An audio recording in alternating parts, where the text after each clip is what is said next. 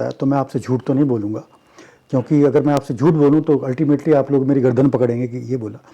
मेरे यहाँ 0.001% का नशा नहीं है। पिलानी एक गांव है, आप उसको एक कस्बा बोलेंगे, और जहाँ पर खाली एजुकेशन है, एजुकेशन के अलावा कोई भी वहाँ पर फैक्ट्री या कोई एक्टिविटी या कोई मॉल वगैरह नहीं। नंबर 2, वहाँ पर जितने भी गांव वाले लोग हैं वो बिरला जी के फेथफुल हैं। एश्योर करता हूँ और पूरे मैं लिख के दे सकता हूँ कि 0.001% भी हमारे स्कूल पे नशा नहीं। रीज़न ये वहाँ ट्रेन भी नहीं है, क्योंकि लोहारू वहाँ से करीब जहाँ ट्रेन सिस्टम है 25 किलोमीटर। इंडियन कल्चर को लेके क्या कुछ मूवमेंट होता है स्कूल में? इंडियन कल्चर तो मान के चलिएगा कि हम इंडियन कल्चर को इतना सेलिब्रेट करते हैं कि हर एक फेस्टिवल हम मनाएंगे। समर बच्चा सुबह 5 बजे उठेगा और फ्रेश होगा, 5:45 पे वो पीटी के लिए आएगा, 6:30 बजे तक हमारी पीटी चलेगी, 6:30 से करीब 7:15 तक बच्चा नहाएगा, 7:30 से 8 बजे हमारा ब्रेकफास्ट होगा और 8 से 1:30 बजे हमारा स्कूल होगा। नमस्कार, मुजफ्फरनगर बुलेटिन में एक बार फिर से आपका स्वागत है। शख्सियत, एक ऐसी शख्सियत जिसके बारे में आप जानना चाहते हैं और क्या खास है, कहां से वो आते हैं, किस तरह का वर्कआउट अब तक का उनका रहा है और लाइफ में क्या कुछ अचीवमेंट उन्होंने अब तक किए हैं। जी हां, आज मैं आपको मिलवाने वाला हूं बिरला पब्लिक स्कूल, पिलानी, राजस्थान। नाम शायद आपके लिए अनजाना नहीं होगा, क्योंकि ये नाम अपने आप में बहुत खास है। यहां से बच्चों का भविष्य जो है वो उज्जवल होता है और वो कहीं ना कहीं किसी ना किसी बड़े पायदान पर पहुंचने के बाद वाकई शख्सियत का जो नाम है, रूप है, वो कहीं ना कहीं ले लेते हैं। अगर मैं आपको नाम गिनाना चाहूं तो सबसे पहला नाम जनरल वीके सिंह का मैं लेना चाहूंगा, जो कि हमारे देश की सिक्योरिटी का बहुत बड़ा पार्ट रहे हैं। उसके अलावा कई ऐसे नाम हैं, धीरे धीरे वो सब नाम, क्योंकि आज मैं आपको मिलवाने वाला हूं मिस्टर सदानंद त्यागी जी से, जो कि डीन है बिरला पब्लिक स्कूल के। वो आज हमारे साथ है और एक खास बात इनके साथ बात करने की, चर्चा करने की यह भी है कि आपके मुजफ्फरनगर के छोटे से कस्बे चट्ठावल के निवासी हैं। कस्बे से निकलकर शहर तक का सफर और शहर से निकलकर राजस्थान के पिलानी बिरला पब्लिक स्कूल, वहां पर अब इतनी अहम जिम्मेदारी संभाल रहे हैं। तो सर, स्वागत है आपका मुजफ्फरनगर बुलेटिन में, और खासतौर से मुजफ्फरनगर में आपका स्वागत है। धन्यवाद। बड़ा अच्छा लग रहा है आपसे बात करने के बाद, और बहुत सारी चर्चाएं भी आपसे ऑफ कैमरा हमारी हुई हैं आज जी। तो मैं ये जानना चाहता हूं कि सफर की शुरुआत आपकी कैसे हुई और आज बड़े अहम पद पर आप बैठे हुए हैं और कहीं ना कहीं बच्चों के उज्जवल भविष्य को लेकर चिंतित भी दिखाई देते हैं। और यही वजह है कि कुछ एडमिशंस पर चर्चा करने के लिए यहाँ के लोगों से आपने आज मुलाकात की है। बहुत सारे लोगों को आपने बिरला पब्लिक स्कूल पिलानी राजस्थान के बारे में बताया भी है जी। मैं जानना चाहता हूँ पहले आपके बारे में, आपकी शुरुआत कैसे हुई, आपका सफर कैसा रहा? देखिए, मैंने चरथावल से 12वीं पास की। उसके बाद मेरे फादर जो गवर्नमेंट जॉब में थे, उनका ट्रांसफ़र आगरा से मेरठ हुआ, और जब मेरठ हुआ तो मेरठ से मैंने एनएस कॉलेज से बीएससी एमएससी बीएड वहीं से किया। और क्योंकि मैं हिंदी मीडियम का विद्यार्थी था यूपी बोर्ड का, तो मैंने कई सारे इंटरव्यू दिए। इंटरव्यू देने के बाद इंग्लिश मीडियम में मैं सिकंदराबाद, एक छोटा सा टाउन है वहाँ, स्प्रिंगडील में मेरा एक सिलेक्शन हुआ छोटे स्कूल में। और उसके बाद मैंने पिलानी तक का सफ़र पीछे मुड़ के नहीं देखा। मैं फिर अम्बाला गया, मेरठ में जॉब किया, और उसके बाद 22 साल से मैं एक renowned school Birla public school Pilani, जो मेरा सौभाग्य है कि मैं वहाँ पर हूँ, मैं 22 साल से वहाँ पर अपनी सेवाएं दे रहा हूँ जी। और उसके बाद स्कूल ने मेरे काम को देखते हुए, मेरे वर्क को देखते हुए, ये बिरला पब्लिक स्कूल की हिस्ट्री पहली बार हुआ है कि जब मुझको वहाँ का डीन बनाया गया। 1944, बहुत लंबा सफ़र क्योंकि तय कर चुका है बिरला पब्लिक स्कूल, और नेहरू जी और गांधी जी का मेन लगाव जुड़ाव रहा है इस स्कूल से। उनकी भी जब इसकी नींव रखी गई थी उस समय से लेके अब तक शायद नेहरू जी को और गांधी जी को वहाँ पर पूछा भी जाता है, पूजा भी जाता है, और कहीं ना कहीं उनके पदचिन्हों पे चलने के लिए बच्चों को वहाँ पर अलग से क्लासेस भी दी जाती हैं। तो गांधी जी और नेहरू जी से क्या जुड़ाव है इस स्कूल का, इसके बारे में थोड़ा बताइए। देखिए, गांधी जी नेहरू जी नहीं, इवन हमारे जो पहले जो प्रेसिडेंट थे राजेंद्र प्रसाद जी, सरदार वल्लभ भाई पटेल जी, ये सब की विजिट वहाँ हो चुकी है। और नेहरू जी गांधी जी का जहाँ तक संबंध है, जीडी बिरला जी और गांधी जी नेहरू जी के घनिष्ठ संबंध थे। तो गांधी जी ने और नेहरू जी ने जीडी बिरला से कहा कि भाई आप एक जो है एक पिलानी में एक बोर्डिंग स्कूल स्टार्ट कीजिए तो लड़कों का। तो सबसे पहले boarding school, purely boarding school 1944 में जीडी बिरला जी ने, जिसका नाम रखा विद्या निकेतन बिरला पब्लिक स्कूल, इसको स्टार्ट किया गया। और इसको स्टार्ट करने के लिए एक एजुकेटर उस टाइम बड़ी फेमस थी, और आपने यहाँ आसपास गांव में स्कूल में नाम सुना, मोंटेसरी स्कूल। तो मारिया मोंटेसरी सबसे पहले स्कूल खोलने वहाँ पर आई थी, और वहाँ पर करीब 4-5 साल वो वहाँ रही और उन्होंने अपनी सेवा दी। वहाँ से इसका इतिहास स्टार्ट हुआ, विद्या निकेतन बिरला पब्लिक स्कूल पिलानी। अच्छा, मैं देख पा रहा हूँ जैसे कि प्रोस्पेक्टर मेरे हाथ में है, तो उसमें देख पा रहा हूँ mister Vivek Chandra Sehgal, group chairman SMI limited, और mister Vinod Rai ji, ex CAG of India ji, और इतने तमाम वो नाम है जिससे मैं देख पा रहा हूँ mister Piyush Ranjan CEO Google, George Jacob, हाँ John Jacob, doctor John Jacob. तो ये तमाम वो लोग हैं जो आज के टाइम में उन बच्चों के लिए प्रेरणा है जो आज स्कूल में शिक्षा ले रहे हैं। ये प्रेरणा ही नहीं बल्कि ये टाइम टू टाइम आते हैं, बच्चों को एड्रेस करते हैं और ये बताते हैं कि भाई बोर्डिंग स्कूल में, अगर बोर्डिंग स्कूल का आपको फ़ायदा उठाना है, पूरा डेवलपमेंट करना है अपने पर्सनैलिटी का, तो एक स्कूल है वो विद्या निकेतन बिरला पब्लिक स्कूल। अब जहाँ तक रही विनोद राय जी की बात है, ये comptroller general, auditor general of India रहे। आपको पता होना चाहिए कि 2G जो घोटाला हुआ था वो उन्होंने ही पकड़ा, और उसके बाद जब आपको पता है कि जो इंडिया का BC से board of cricket control of India है, उसमें भी जब कुछ गलत गतिविधियां हुई तो उनको अध्यक्ष बनाया गया। तो मतलब, और मदरसन सुमी के बारे में आपको मैं बता दूं कि मदर और सन ने ये कंपनी स्टार्ट की थी, जो करीब आज 1 लाख करोड़ रुपए की कंपनी है, और जो सभी कारों का इंटरनल और एक्सटर्नल कंपोनेंट ये सप्लाई करती है। देश में नंबर 3, राजस्थान में नंबर 1, कैसे किया आपने? जी, ये असल में क्या है कि मैं आपको बताता हूँ कि बोर्डिंग स्कूल में, जैसे हमारा बोर्डिंग स्कूल है, कोई भी बोर्डिंग स्कूल है, वहाँ का जो मैटर ये करता है कि आपके बच्चे लाइफ में कितना कामयाब है। परसेंटेज इतनी नहीं मायने रखती कि लाइफ में आप कितने कामयाब हो। तो हमारे यहाँ का जो लाइफ में कामयाब का जो परसेंटेज है वो 100% है। मैं जानता हूँ कि दून स्कूल जी काफ़ी फेमस है, इस एरिया में ज़्यादातर चर्चा दून स्कूल की जाती है। जी, नहीं, दून के अलावा वेलम्स वगैरह, वेलम्स दून पब्लिक स्कूल भी है, उसके अलावा 1-2 स्कूल और भी हैं जी। लेकिन यहाँ 2-3 घंटे का सफ़र तय करने के बाद हम लोग पहुँच जाते हैं देहरादून या आसपास जहाँ भी बोर्डिंग स्कूल्स हैं जी, मैक्सिमम 2.5 घंटा करीब। मुझे लगता है राजस्थान पिलानी जाने में तो काफ़ी समय देना पड़ेगा, बच्चे को वहाँ छोड़ना पड़ेगा, और बच्चे पे किस तरह से काम किया जा रहा है, क्योंकि अभी आपसे मैं चर्चा ले रहा हूँ, आप चर्चा कर रहे हैं मुझसे, तो बता रहे हैं स्कूल के बारे में जी, लेकिन सवाल ये भी खड़ा होता है, यहाँ पूछेंगे लोग, जानना चाहते हैं कि सबसे बड़ी समस्या है पेरेंट्स के सामने नशा। आजकल यूनिवर्सिटीज़ में, स्कूल्स में बच्चा अगर माँ बाप से दूर है तो शायद उसकी देखरेख तरीके से नहीं हो पा रही है, उसको उस तरीके से समझाया नहीं जा रहा है, बताया नहीं जा रहा है, और वो नशे की तरफ बढ़ जाता है। जी। सबसे बड़ी समस्या माँ बाप की जो है वो है नशा। इस नशे से दूर रहने के लिए, इस नशे से दूर करने के लिए, इस नशे से बचाने के लिए छात्र पर किस तरह से आप फोकस करते हैं? देखिए, क्योंकि मैं चरथावल का हूँ और मुझे फना डिस्ट्रिक्ट में चरथावल आता है, तो मैं आपसे झूठ तो नहीं बोलूँगा, क्योंकि अगर मैं आपसे झूठ बोलूँ तो अल्टीमेटली आप लोग मेरी गर्दन पकड़ेंगे कि ये बोला। मेरे यहाँ 0.001% का नशा नहीं है। क्या वजह है इसकी? रीज़न उसका ये है कि पिलानी एक गांव है, आप उसको एक कस्बा बोलेंगे, और जहाँ पर खाली एजुकेशन है, एजुकेशन के अलावा कोई भी वहाँ पर फैक्ट्री या कोई एक्टिविटी या कोई मॉल वगैरह नहीं है, नंबर 1। नंबर 2, वहाँ पर जितने भी गांव वाले लोग हैं वो बिरला जी के फेथफुल हैं। नंबर 3, उनकी रोजी रोटी जो बिरला के एम्प्लॉय हैं, चाहे वो बिट्स हो, चाहे हमारा स्कूल हो, चाहे और डे स्कूल हो, जो बिरला के, उन्हीं के बलबूते पे उनकी रोजी रोटी चलती है। तो इसलिए बिरला जी के फेथफुल है। तो कारण यही है कि क्योंकि उनको अपनी रोजी रोटी कमानी है, तो इसलिए वहाँ पर 1% भी, 0.001% भी हमारे स्कूल में कोई नशा नहीं है। दूसरी बात मैं आपको और बताता हूँ कि एक जो हमारा सघन जो चेकिंग होती है, चाहे वो गेट पे हो, चाहे कभी भी सडन चेकिंग, उसकी वजह से बच्चों में एक फेयर रहता है।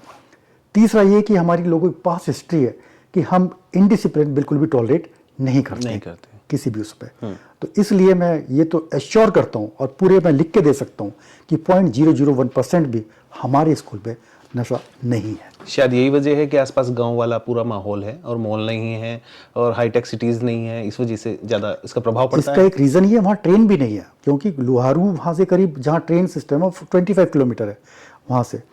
और मैंने आपको बताया ना कि वहाँ अधिकतर सब लोग बिरला जी के फेथफुल हैं।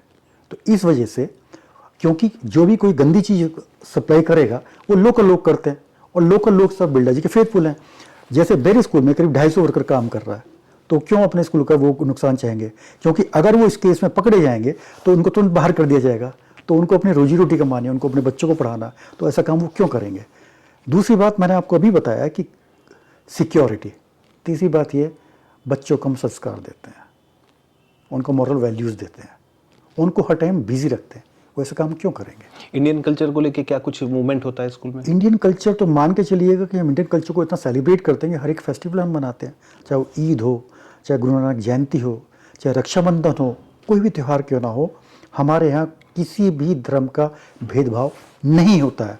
हम जैसे दिवाली को और अपने होली को सेलिब्रेट करते हैं, ऐसी और त्योहारों को भी वहाँ पर सेलिब्रेट करते हैं। हम क्यों डिफरेंस पैदा करें बच्चों के बीच में? ये हमारी इंडियन कल्चर थोड़ी है। और अभी भी मैं आपको बताता हूँ कि हमारे यहाँ, अभी भी नहीं, और स्कूलों में भी होता होगा, लेकिन हमारे यहाँ गर्मियों में अभी भी बच्चा वाइट कुर्ते पजामे में डिनर करता है, छुट्टियों के दिन में वाइट कुर्ते पजामे में लंच करता है। तो ये हमारी इंडियन कल्चर है। और अगर हमारे यहाँ ईद का सेलिब्रेशन है, हमारे गुरु नानक का सेलिब्रेशन है, तो हमारे यहाँ एक जगह है गोदली। गोदली का मतलब होता है पूजा का स्थान। अधिकतर पुराने टाइम में कहा जाता था कि गायें जो चर के आती हैं वो एक जगह आ जाती हैं जहाँ उनको चाय, वहाँ पर उनको चारा मिलता है, तो उसको कहते हैं गोदली। तो वहाँ पर हमारा सब सेलिब्रेशन होता है, जिसके बारे में हमारे बच्चे भी बोलते हैं। ईद के बारे में बोलेंगे, गुरु नानक जयंती के बारे में बोलेंगे, जन्माष्टमी के बारे में बोलेंगे। वहाँ पर भजन संध्या भी होती है। तो ये हमारी कल्चर है। मतलब उनको एक प्लेटफॉर्म प्रोवाइड किया कराया जाता है। बिल्कुल बिल्कुल बिल्कुल। बच्चों की फिजिकल एक्टिविटीज के लिए क्या कुछ किया जाता है? देखिए, बोर्डिंग स्कूल का जो रूटीन है हमारा, वो बड़ा सेट है। जैसे ड्यूरिंग समर बच्चा सुबह 5 बजे उठेगा और फ्रेश होगा, 5:45 पे वो पीटी के लिए आएगा, 6:30 बजे तक हमारी पीटी चलेगी, 6:30 से करीब 7:15 तक बच्चा नहाएगा, 7:30 से 8 बजे हमारा ब्रेकफास्ट होगा, और 8 से 1:30 बजे हमारा स्कूल होगा, और 1:30 से 2, 2:15 बजे तक हमारा लंच होगा, 2:15 तक। उसके बाद बच्चे का 1.5 घंटे, 1 घंटे का रेस्ट होगा। फिर उसकी 1.25 घंटे की स्कूल में पढ़ाई होगी, जहाँ पर सब टीचर जाएंगे उस क्लास में। अगर मान लो मैं मैथ्स का टीचर हूँ तो मैं जिस क्लास को पढ़ाता हूँ मैं उसमें जाऊँगा, ऐसी। उसके बाद बच्चे को एक टिफ़िन होगा, और फिर 1.5 घंटे का बच्चे का गेम्स होगा, और 7:45 अगेन डिनर। उसके बाद 8:30 जो जिसको हाउस सिस्टम बोलते हैं, जिसमें बच्चे रहते हैं, वो बंद हो जाएगा, और 8:30 to 10 PM फिर उसकी सेल्फ स्टडी चलेगी, जहाँ पर हमारे जो वार्डन का हो या हाउस मास्टर का हो, वो उनकी देखभाल करते हैं, और 10:30 फिर लाइट ऑफ हो जाती है। तो हम बच्चे को मतलब बिजी बना के रखते हैं, तो बच्चा गलत एक्टिविटी कहाँ से करेगा? स्पोर्ट्स एक्टिविटीज में आपने बताया था कि नेशनल तक बच्चे जो हैं वो खेल चुके हैं। देखिए, हमारे यहाँ जो स्पोर्ट्स की एक्टिविटी है, ऐसी कौन सी एक्टिविटी नहीं है जो हमारे यहाँ नहीं है। All weather swimming pool national level का, जिसमें 12 महीने होती है। हमारे यहाँ करीब 20 हॉर्सेज है, आपको बहुत कम स्कूलों में मिलेंगे। हमारे यहाँ करीब 5 से 6 करीब बास्केटबॉल ग्राउंड है। हमारे पास 3 फुटबॉल ग्राउंड है। हमारे यहाँ क्रिकेट की 4 पिचें बनी हुई हैं। हमारे यहाँ बॉलिंग मशीन है। ऐसी क्या, लॉन टेनिस है, रॉक क्लाइंबिंग है, हैंडबॉल है, ऐसी क्या चीज़ नहीं है स्पोर्ट्स की जो हमारे यहाँ नहीं है। तो हम क्या करते हैं बच्चों के लिए, देखिए 2 चीज़ कंपलसरी होती है, तो जो बहुत कम स्कूलों में मिलेगी। जैसे हमारे यहाँ हॉर्स राइडिंग और स्विमिंग बच्चों के लिए कंपलसरी है, ये तो कंपलसरी है। और उसके बाद बच्चों को 2 गेम खेलना भी कंपलसरी है इसके अलावा। तो फिजिकल एक्टिविटी तो मतलब इतनी है, और इसीलिए हमारे यहाँ फिजिकल फिटनेस का बड़ा ध्यान दिया जाता है। हमारे यहाँ देखिए फिजिकल फिटनेस, क्योंकि जहाँ तक मैं मानता हूँ, क्योंकि मैं डीन भी हूँ और ये सब मेरे अंडर में आती हैं चीज़ें, तो मैं फिजिकल फिटनेस पर बड़ा बिलीव करता हूँ, क्योंकि मैं मानता हूँ कि बच्चा का फिजिकल फिट है तो बीमार कम पड़ेगा, बीमार कम पड़ेगा तो पढ़ेगा ज़्यादा और खेलेगा ज़्यादा, इनडिसिप्लिन होगा ही नहीं। तो उसको बच्चे को हम इतना थका देते हैं कि 10:30 बजे वो सो ही जाता है। एनडीए को लेकर स्पेशल क्लासेस दी जाती हैं, इस पर फोकस किया जाता है? एनडीए को लेकर बिल्कुल। मैं आपको बताना चाहता हूँ, हमारे डॉक्टर इंजीनियर छोड़ दीजिए, वो तो भरमार है, वो तो पता नहीं कितने मात्रा में। और आर्मी ऑफिसर पता नहीं कितने। अभी मैं कल शामली गया था, मैं आपको बताऊँ, मेरे एक स्टूडेंट है कार्तिक आर्या, तो उसने मुझे स्पेशली बुलाया था। वो मुझे वीडियो कॉल करता है अधिकतर। उसका 2 जगह सिलेक्शन हुआ है, उसका नेवी में हुआ और आर्मी में हुआ। और वो चॉइस कर रहा मैं किस में जाऊँ, तो आर्मी और नेवी का तो छोड़ दीजिए। अब इसके हमारी ट्रेनिंग के लिए हम क्या करते हैं, हमारे पास ऑब्स्टेकल ग्राउंड है, हमारे पास 15 से 16 सुपरिटेंडेंट है, जिसको हम बोलते हैं हॉस्टल सुपरिटेंडेंट। वो अधिकतर सब आर्मी बैकग्राउंड के, जो बच्चों को इस टाइप की ट्रेनिंग देते हैं। आप पे बड़ी जिम्मेदारी है और इतना कुछ आपने बता दिया, स्कूल में एक्टिविटीज़ होती हैं, तो इस पद पे आप बने हुए हैं, किस तरह से संभालते हैं, किस तरह का प्रेशर लेते हैं आप और उसको रिलीज कैसे करते हैं प्रेशर को माइंड से? देखिए, मैं आपको बताता हूँ, जब आप बच्चों के बीच में रहेंगे तो आप हमेशा जवान रहेंगे। मेरी एक आदत है, आप जो मेरे पुराने बच्चे यहाँ मुजफ्फरनगर में काफ़ी हैं, उनसे कहीं पूछिएगा, आज भी बच्चे मेरे से मिलने आए थे, कि मैं करीब 1 से 1.5 घंटा शाम को जब इवनिंग स्पोर्ट्स होता है, मैं बच्चों के साथ ज़रूर रहता हूँ। तो एक तो मैं अपनी फिजिकल एक्टिविटी करता हूँ वहाँ पर, रनिंग करता हूँ, एक्सरसाइज करता हूँ, तो एक तो मैं बच्चों के साथ रह के यंग रहता हूँ। दूसरी बात ये जो आपने मेरे से क्वेश्चन पूछा कि इतनी जिम्मेदारी आप कैसे उठाते हो, मैं आपको बता देता हूँ, एक टीम वर्क होता है। जैसे हमारे यहाँ करीब 16 हाउसेज हैं, 16 हाउसेज सब मेरे अंडर में आते हैं। उनके 16 हाउस मास्टर हुए, उनके 16 असिस्टेंट हाउस मास्टर हुए जी। 32, उनके 16 सुपरटेंडेंट हुए 48, है ना। फिर उनके अटेंडेंट हुए 16, 64। आप मान के चलिए कि एक टीम वर्क है। मतलब हमारे यहाँ जो अटेंडेंट होगा हाउस का, वो सुबह आएगा, बच्चों को जगाएगा, उसके साथ सुपरटेंडेंट रहेगा, तो एक टीम वर्क चलता रहता है। और टीम वर्क जब चलता है तो आदमी कुछ भी जीत हासिल कर सकता है। Team work. इतना कुछ बता दिया, इतना कुछ आपने समझा दिया, जो हमको दर्शक देख रहे हैं, हमारे जो इस व्यूअर्स हैं वो आपको देख पा रहे हैं। तो अभी जो चर्चा की गई है उसमें सारी चीज़ें आपको बता दी गई हैं। सवाल अगर आपका कोई है तो आप हमें कमेंट्स भी कर सकते हैं। फिलहाल सदानंद त्यागी जी हैं और डीन हैं, बड़ी जिम्मेदारी है, बड़ी जिम्मेदारी के साथ यहाँ पर आए हैं। वो इसलिए कि आपके परिवार में अगर आपका बच्चा पढ़ना चाहता है और आप उसको पढ़ाना चाहते हैं नशे से दूर रखकर, भारतीय संस्कृति के बीच, और बहुत कुछ एक्टिविटीज़ अगर वो स्पोर्ट्स में करना चाहता है, तो मुझे लगता है आपके पास इस समय अच्छा ऑप्शन है। डिस्कशन सारा जो हमने अब तक किया है वो आपने समझ लिया होगा और अब आपको कांटेक्ट करना पड़ेगा। तो जल्दी से मैं सदानंद त्यागी जी के पास आता हूँ। और 1 मिनट में आपको आपकी बात काटते हुए, सॉरी व्यूअर्स, एक बात और काटता हूँ। स्पोर्ट्स के अलावा, वो तो स्पोर्ट्स मैंने एक पार्ट बताया, स्पोर्ट्स के अलावा extra curricular activities, debate, डिक्लेमेशन, GK, quiz, पता नहीं कितनी एक्टिविटी, डांस, ड्रामा, सिंगिंग, इनकी भी हमको बात करनी चाहिए। क्योंकि आजकल बच्चा जो है मल्टीटास्किंग होना चाहिए, ना कि एक उसमें खाली पढ़ाई पढ़ाई पढ़े। ना ना ना ना, आपको अगर बच्चे का पर्सनालिटी डेवलपमेंट करना है तो बच्चे को सब चीज़ आनी चाहिए। आप देखिए, जितने भी आईएएस हैं या आर्मी में ऑफिसर जाते हैं, जो भी, मैं ब्रिगेड की बात करता हूँ, वो ऐसे नहीं कोई बहुत हाई टॉपर ही हो, मतलब हाई फ्लायर ही हो, वो अधिकतर हर एक एक्टिविटी में पार्टिसिपेट करते हैं। तो मैं आपको ये भी बताना चाहता हूँ, और मतलब अपने व्यूअर्स को जो आपने मेरे से क्वेश्चन पूछा, तो मल्टीटास्किंग। और दूसरी बात ये, देखिए बोर्डिंग स्कूल, एक ये है कि भाई फीस तो देनी है आपको। आप इसको कॉस्टली भी कह सकते हैं और इसको ये भी कह सकते हैं, और स्कूलों से आप कंपैरिजन करें तो हमारी फीस बहुत कम भी है। इसके अलावा इंटरनेशनल टूर, इंटरनेशनल, जैसे अब फुटबॉल हमारी टीम बाहर गई, हैंडबॉल की टीम हमारी बाहर गई, ठीक है, हमारे बच्चे SGFI खेलते हैं, फुटबॉल कई बार खेले। तो मैं ये सारी चीज़ें आपको बताना चाहता हूँ। तो पहली बात तो ये कि अफोर्ड करना, दूसरी बात ये कि आपको अपने बच्चे की पर्सनालिटी को पूरा डेवलप करना है, ना कि उसको खाली पढ़ाई पढ़ाई के बोझ के तरह डाल दो। मल्टीटास्किंग बच्चा होना चाहिए। मेरा एजुकेशन का मतलब ये है, जो मैं अपना समझता हूँ, और मैं अपने बच्चों को भी बोलता हूँ, अपने बच्चों को भी, कि देखिए भाई, मेरा स्कूल तब कामयाब है कि आप लाइफ में कितने सक्सेसफुल हो, ना कि पढ़ाई में, लाइफ में कितने सक्सेसफुल हैं।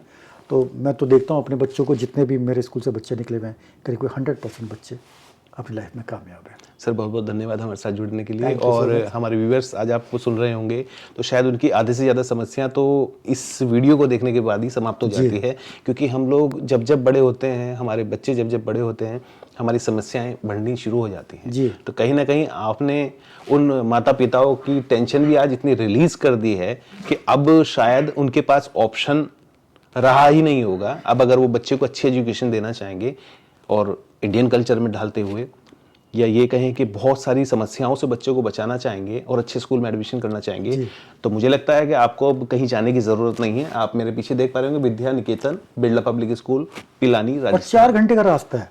पहले जब ये रोड नहीं बनी थी, तब तो मान के चलिए कि 6-7 घंटे लगते थे। अब जितना आप उस एरिया में जाते हैं, उससे 1.5-2 घंटा इधर मान लीजिए, पिलानी। रोहतक, यहाँ से मुजफ्फरनगर से आप रोहतक गए, रोहतक से भिवानी, पिलानी, तो अब ज़्यादा डिस्टेंस भी नहीं बचा है ज्यादा डिस्टेंस भी नहीं बचा है, कम समय में आप वहां पहुंच सकते और हैं। विजिट कीजिएगा स्कूल को, बिल्कुल। सदानंद त्यागी जी कह रहे हैं कि एक बार विजिट जरूर कीजिएगा, हमारे बोलने पे, हमारे कहने पे, हमने जो कहा है उसको वहां पे जाके खुद भी एक बार समझिएगा, क्योंकि आपके बच्चे के भविष्य की बात है, भविष्य की प्लानिंग अगर करनी है तो आपको एक बार जाना जरूर होगा। तो सर बहुत बहुत धन्यवाद आपका, बहुत बहुत शुक्रिया हमारे साथ जुड़े रहने के लिए। आप स्क्रीन पे नीचे नंबर आप देखते जाएंगे, सर नंबर आप बता दीजिए एक बार। 9602442162। तो देर मत कीजिए, अगर आपकी कोई क्वेरी है तो इस नंबर पर आप बात करके समझ भी सकते हैं कि सर हमारी क्वेरी ये है, इसका समाधान क्या है आपके पास, क्या ये चीज आपके पास अवेलेबल है या नहीं। नमस्कार, मुजफ्फरनगर बुलेटिन में ऐसी अच्छी खबरों से संबंधित, एजुकेशन से संबंधित सभी चीजें हम आपको दिखाते रहेंगे और ऐसे ही आपको किसी ना किसी शख्सियत से मुलाकात कराते रहेंगे। नमस्कार। Thank you.